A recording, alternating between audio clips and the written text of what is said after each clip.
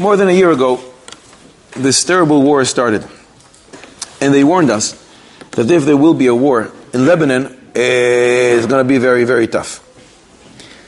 You're probably not going to have electricity for hours and hours and probably days.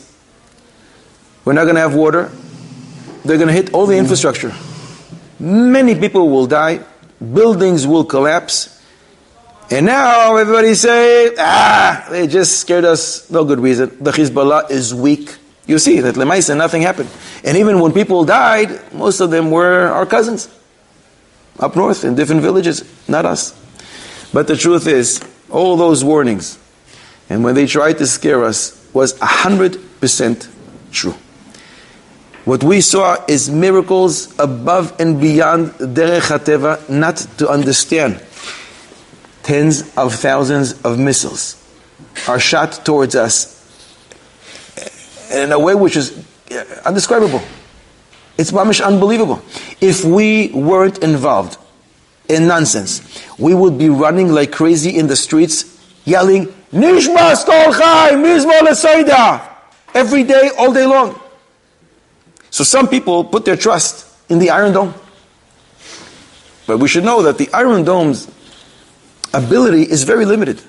It doesn't cope very well with hundreds of missiles that are shot at once. Unbelievable, Meiser. Erev Rosh Hashanah in Haifa. There's an Avrech sitting and learning all day long, and he goes to the store to do the shopping. Rosh Hashanah this year was Thursday, Friday, and then you have Shabbos. He has a lot of kids, and it's going to be a very big expense. So he shops and he shops. He has the list from his wife, and he keeps putting more stuff in the cart, and more and more and more. Then he goes to the cash register and stands in line, and there's a guy in back of him, and he feels that he's staring at him. He looks back, and this guy looks like a Russian guy, doesn't look Haredi at all, and he just stares at him, and stares at his cart, and stares at him, and stares at his cart. This guy didn't say anything. The line advances, it's his turn, so he puts all the stuff on the belt, and he's about to pay, and the guy touches his shoulder and says, "Excuse me, Rabbi, can I pay for everything that you're buying today?" He says, "No, Chas v'shalom, no, Baruch Hashem. I have my wallet here, I have my credit card, it's okay, thank you very much. Please, Tzaddik, allow me to pay." He says, "What would you want to pay for me? I'm good, thank you very much." He says, "I'll explain later." He says, "No, it's really fine. I have enough money to pay for this, it's fine." "Rabbi, please allow me to pay. I will explain later." He insisted, and he begged. So he agreed. He paid, then they stepped outside, and he says to him, "Look, I work for Rafael. You know what Rafael is? Rafael is where they develop the Iron Dome, the advanced defense systems. It's an Israeli defense technology company. They develop weapons and military technology, and they are responsible for this Iron Dome. I'm involved in the Iron Dome itself, in developing it, and I have a whole team that works with me. And you should know, Israel is not the only place where they use the Iron Dome.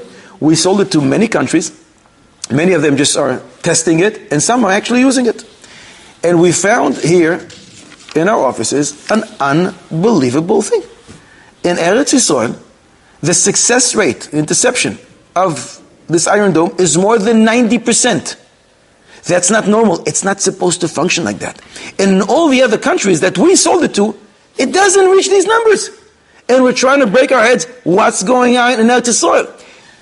So everybody in the team came up with different ideas. Maybe it's the wind direction. It's the wind's strength. It's the topography. It's the hills. It's the valley. It's the this. It's the that. And we find some places in the world which are pretty much the same as ours, but they don't reach these numbers. And we're breaking our heads and we can't figure it out. I decided I know the reason. In Eretz Yisrael, there are many people like you. You look like a person who dedicates his life to HaKadosh Baruch Hu's story, you sit and learn. And I think it's because of all the Avrechim that are sitting and learning, you are the ones protecting Klal Yisrael. You are the ones who enable this Iron Dome to reach these unbelievable numbers. In other countries that they're using it, they don't have Shomrei Torah, and definitely not in these great large numbers that we have here in Eretz Yisrael. So I figured it's only right before Rosh Hashanah to say thank you to HaKadosh Baruch Hu and to show my appreciation to you that you are the real ones who are protecting Eretz Yisrael. Unbelievable. What's that? I heard it from Adam, who was Naaman, a very Naaman person, who told me this happened in Haifa, Erev Rosh Hashanah. So Lemaise people say, fine, unbelievable miracles. You know what? I don't need the miracles, I don't need the war. Why do I need the miracles? Because I have a war. I don't want the war, maybe I won't need the miracles. Pashut. The answer to that is very simple. There was a father who had his kid and he told him not to do something. And the kid misbehaved. And the kid knew it. So the father had to give him an educational patch. And he gave him that patch. But with so much love that the kid almost didn't feel it. The smart kid doesn't ask, Abba, why did you hit me? He realizes the father did it with compassion, with rachamim, with love, to correct him, so he shouldn't fall into that place again. The foolish kid, he says, why'd you have to hit me? Don't you see the rachamim? Don't you see the love? So it's not a secret.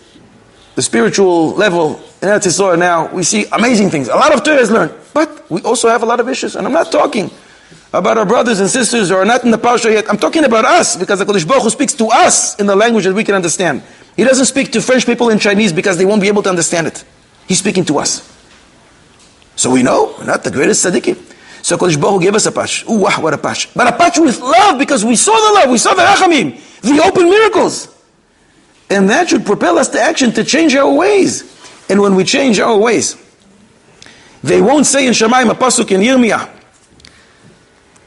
The pasuk says, Lashav hikesi. I hit them for nothing. They didn't figure it out. They didn't realize. They didn't change their ways. Chas v'shalom, the HaKadosh Baruch Hu will say that in Shamayim. We must acknowledge the unbelievable open miracles, but we also must acknowledge that this came to us for us to better ourselves. And when we do, and we change our ways, then we will only know Tov and Chesed, and that will pursue Klal Yisrael, and Emetz Hashem, the world entire, with Besuros Tovis in all our homes.